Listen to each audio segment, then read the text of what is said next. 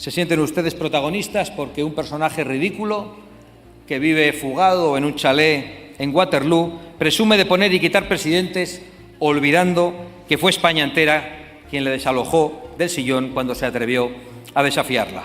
Ahora creen ustedes que las tornas han cambiado y que la aritmética parlamentaria les da una nueva oportunidad para sus aventuras ilegales. Por supuesto, su coalición con el señor Sánchez hará un grave daño a las instituciones españolas, el daño que ustedes quieren hacer. Hará un grave daño a la convivencia, el daño que ustedes quieren hacer, y un grave daño a la economía española, a la que ustedes quieren dañar. Pero sus últimos objetivos, sus repúblicas soñadas, no llegarán jamás. El Congreso de los Diputados volvió a ser escenario de una intensa confrontación política, en la que el líder de Vox, Santiago Abascal, fue blanco de una grave acusación lanzada desde las filas del gobierno. En un tono cargado de hostilidad, un parlamentario afín a Pedro Sánchez lo acusó sin pruebas de haber recibido sobresueldos del Partido Popular durante su etapa anterior en política. Lejos de quedarse en silencio, Abascal reaccionó con fuerza, reclamando al acusador que señalara de forma concreta el cuándo y el dónde de dicha supuesta retribución. O da los datos o rectifica ahora mismo, exigió con determinación. Este incidente, más allá del cruce personal, se convierte en reflejo del clima de crispación política que vive España. Las acusaciones sin fundamento y la estrategia del descrédito parecen haberse convertido en herramientas habituales dentro del discurso oficialista, mientras la oposición redobla su exigencia de transparencia y responsabilidad.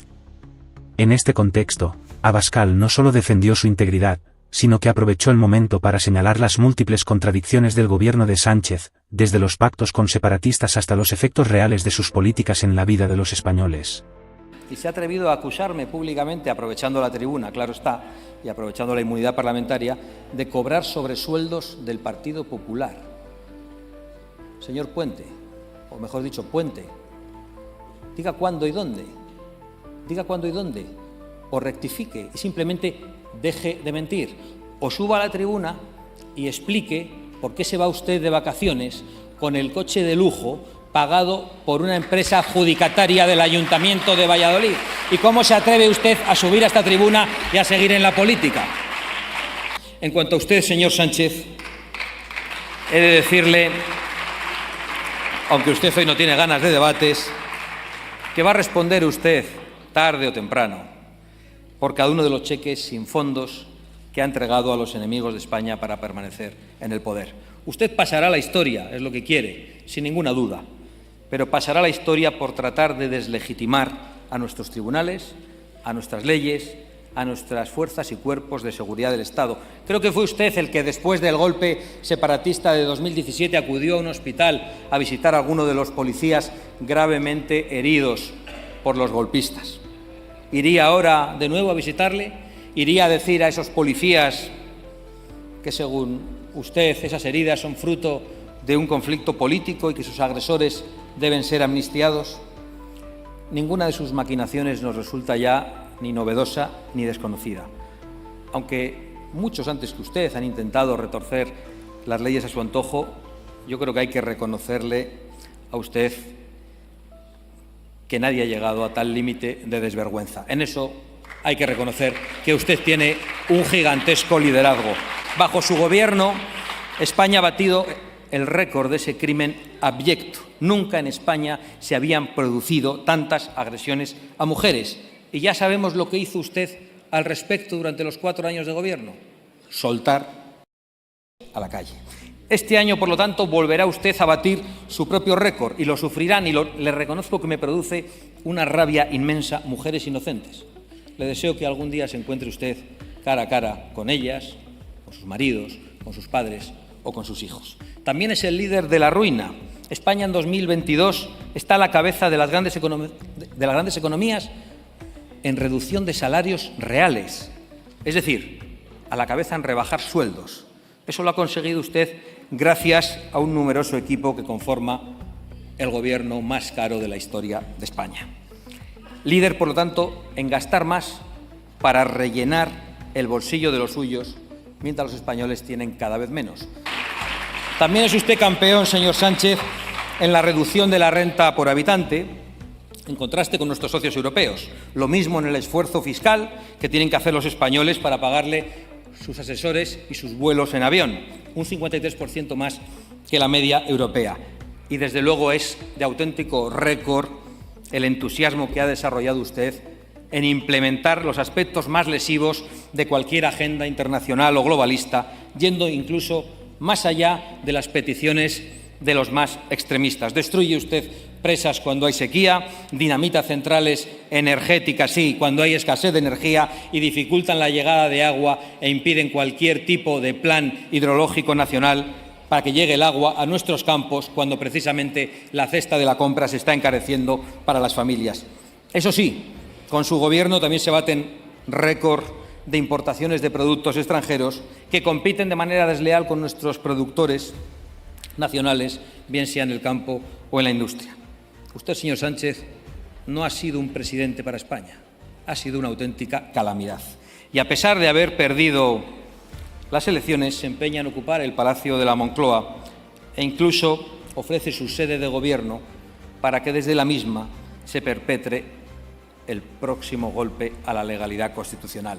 No funcionará, señor Sánchez.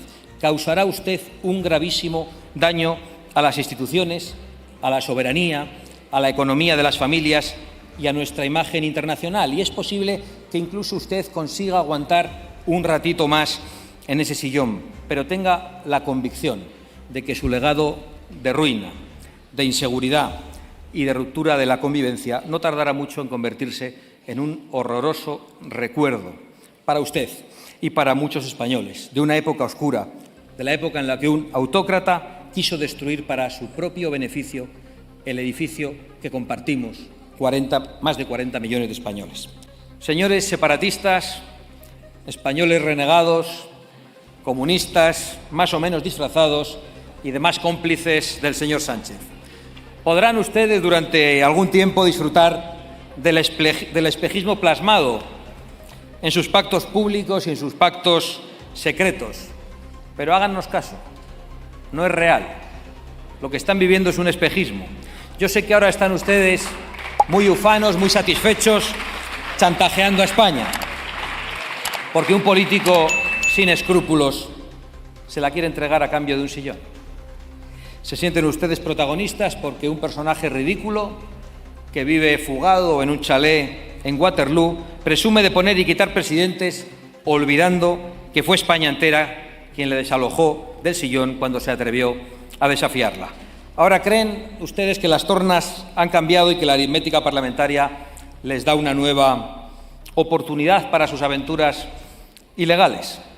Por supuesto, su coalición con el señor Sánchez hará un grave daño a las instituciones españolas, el daño que ustedes quieren hacer. Hará un grave daño a la convivencia, el daño que ustedes quieren hacer, y un grave daño a la economía española, a la que ustedes quieren dañar. Pero sus últimos objetivos, sus repúblicas soñadas, no llegarán jamás. El cheque que les va a entregar el señor Sánchez no tiene fondos. Por supuesto que habrá que ocuparse luego de la responsabilidad de los socialistas por promover la ruptura de la legalidad pactando con delincuentes. Pero antes sepan ustedes que ni siquiera con ese aliado en la Moncloa van a ser capaces de destruir nuestra nación.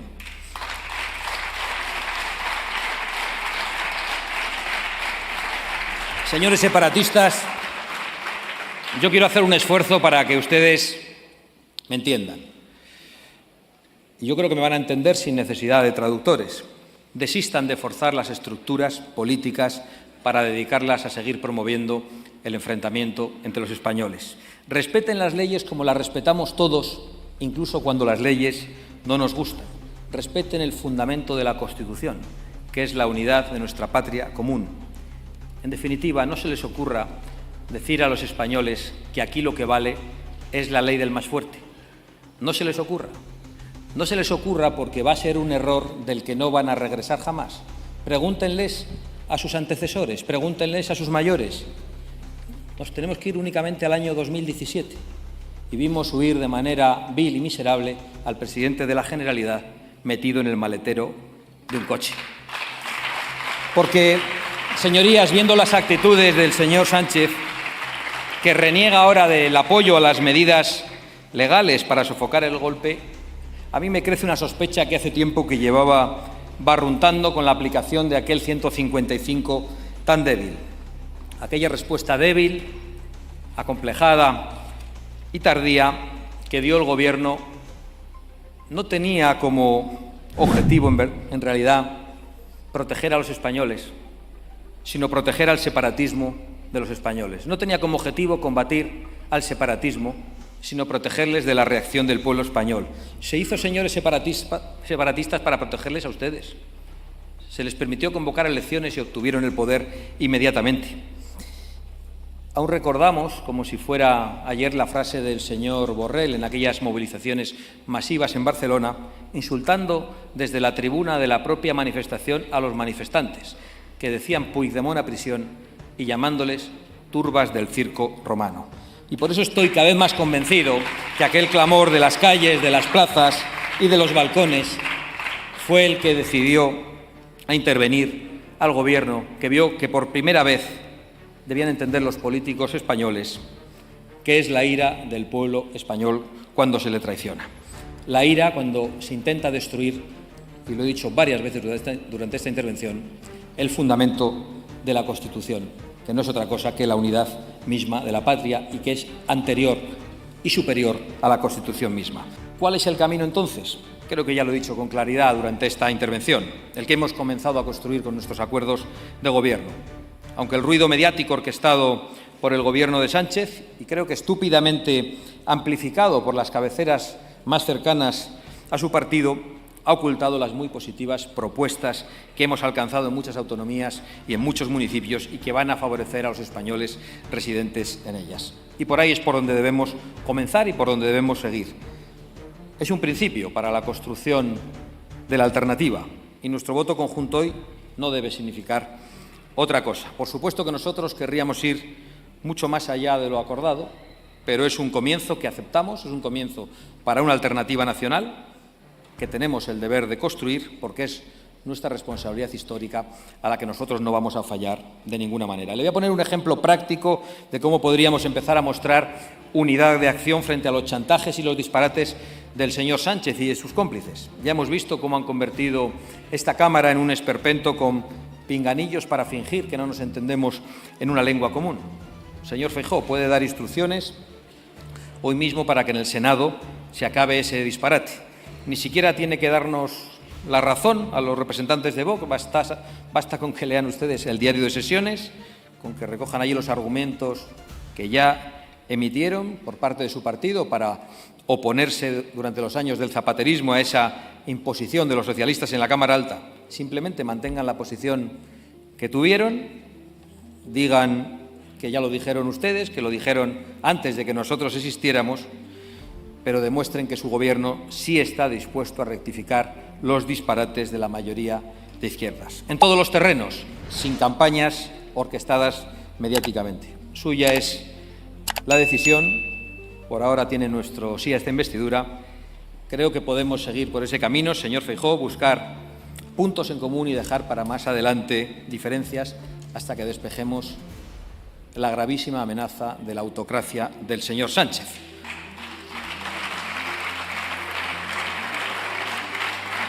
Lo digo porque sé que es una disyuntiva. Puede hacer eso o puede usted volver a partir del día de hoy, de los aplausos recibidos después de una investidura probablemente infructuosa, abrir la puerta de su despacho a los que le van a susurrar con toda seguridad que regrese al plan de intentar acabar con Vox. Señor Feijóo, ahí está el enemigo del progreso y de la prosperidad de los españoles. Ahí está el enemigo del sentido común y del respeto a las leyes. Ahí está el autócrata que se aferra a su sillón sin importarle el sufrimiento de las familias, de mujeres, de policías y de trabajadores y de todos, en fin, los españoles que simplemente quieren vivir en paz y poder prosperar y que aspiran a que los políticos no les roben ni el fruto de su esfuerzo, ni su libertad, ni sus derechos, ni la herencia material e inmaterial que han recibido, que es España. Por eso yo le ruego, señor Feijóo, que no se olvide usted, ni su partido, nunca más, que Vox no es el enemigo y además que Vox no va a desaparecer. Acepten la realidad y regresen a la distancia infinita con los enemigos de España y de la convivencia. Nos tendrán al lado. Muchas gracias. La intervención de Santiago Abascal, en respuesta a una acusación grave y sin pruebas, no fue solo una defensa de su honor personal, sino también una exposición clara del desgaste moral y político del actual gobierno. El intento de desviar la atención de los problemas reales de España mediante señalamientos infundados se convirtió, esta vez, en un boomerang que acabó golpeando de lleno a quienes lo lanzaron. Al exigir al diputado socialista que indicara con precisión cuándo y dónde había recibido esos supuestos sobresueldos, Abascal desnudó una de las tácticas más utilizadas por el oficialismo en tiempos de crisis: sembrar dudas sin ofrecer evidencias. La política de la sospecha, convertida en espectáculo parlamentario, encuentra límites cuando se enfrenta a un liderazgo firme y dispuesto a confrontar con argumentos, no con evasivas. Y eso es exactamente lo que ofreció Abascal, una respuesta firme, serena y respaldada por hechos. Pero lo más relevante es que, tras desmontar la falsa acusación, el líder de Vox aprovechó su tiempo de palabra para llevar la discusión a donde realmente importa, la situación del país. Porque mientras se lanzan bulos desde la tribuna, la realidad cotidiana de millones de ciudadanos continúa deteriorándose. El precio de los alimentos básicos sigue en ascenso, la inseguridad ciudadana se percibe cada vez con mayor intensidad, y los datos económicos revelan una erosión paulatina del poder adquisitivo de las familias. Esta no es una cuestión de ideologías, sino de hechos. Además, Abascal volvió a insistir en un punto que ha marcado su línea política en los últimos años: la cesión constante del gobierno de Sánchez a las exigencias de los separatistas. Recordó que mientras se discuten supuestos sobresueldos sin pruebas, se aprueban leyes que benefician a los condenados por delitos gravísimos, se redactan normas a medida de líderes fugados de la justicia, y se blanquean alianzas que socavan la unidad nacional. La imagen de un gobierno sostenido por quienes aspiran a destruir el Estado es, para Vox, una contradicción inaceptable y peligrosa. Tampoco pasó por alto la cuestión de la hipocresía política. Santiago Abascal expuso la contradicción entre un gobierno que se proclama feminista, mientras sus políticas han derivado en una mayor vulnerabilidad para las mujeres. El incremento de las agresiones, la reducción de penas a delincuentes sexuales y la confusión generada por leyes mal redactadas, evidencian, según él, un fracaso que no se puede camuflar con propaganda. Más allá de los datos, lo que se percibe en su intervención es una llamada al sentido común, a recuperar la conexión entre los representantes políticos y las verdaderas preocupaciones del ciudadano medio. Frente a una clase dirigente que, a su juicio, vive blindada en la retórica y en el privilegio, Abascal planteó un modelo alternativo, el de la responsabilidad, la claridad y el respeto al Estado de Derecho. Este episodio parlamentario también expone otro problema de fondo: la progresiva degradación del debate político. Acusar sin pruebas, lanzar insinuaciones para crear titulares o sembrar el descrédito personal es una práctica peligrosa, especialmente cuando procede de cargos públicos con acceso a los focos mediáticos. La democracia exige responsabilidad y rigor. No se puede confundir el combate político con la calumnia impune. En contraste con esa dinámica, la respuesta de Abascal representó una forma distinta de hacer oposición, combativa, sí, pero centrada en los hechos. No hubo victimismo, sino exposición. No hubo evasión, sino respuesta directa. Y esa actitud, guste o no, conecta con una parte creciente de la ciudadanía que está cansada del barro político y exige soluciones, coherencia y responsabilidad. Por último, vale la pena destacar que este tipo de episodios no solo afectan a los protagonistas del debate. Lo que está en juego no es solo el nombre de un político, sino la credibilidad de las instituciones democráticas. Cuando los representantes usan su posición para lanzar acusaciones sin fundamento, erosionan la confianza en el sistema. Y cuando, por el contrario, se defienden con claridad y exigen rendición de cuentas, fortalecen la idea de que la verdad sigue teniendo un lugar en la vida pública. En definitiva, lo ocurrido en esta sesión parlamentaria es mucho más que una trifulca entre partidos, es un reflejo del momento que atraviesa España. Entre la manipulación y la transparencia, entre la propaganda y los hechos, entre el silencio cómplice y la denuncia firme, los ciudadanos observan, evalúan, llegado el momento, deciden. Lo que está claro es que Santiago Abascal no piensa dejar sin respuesta ni una sola de las acusaciones que buscan silenciarlo. Y eso, en el contexto actual, lo convierte en una voz incómoda para el poder, pero reconocida por muchos como necesaria.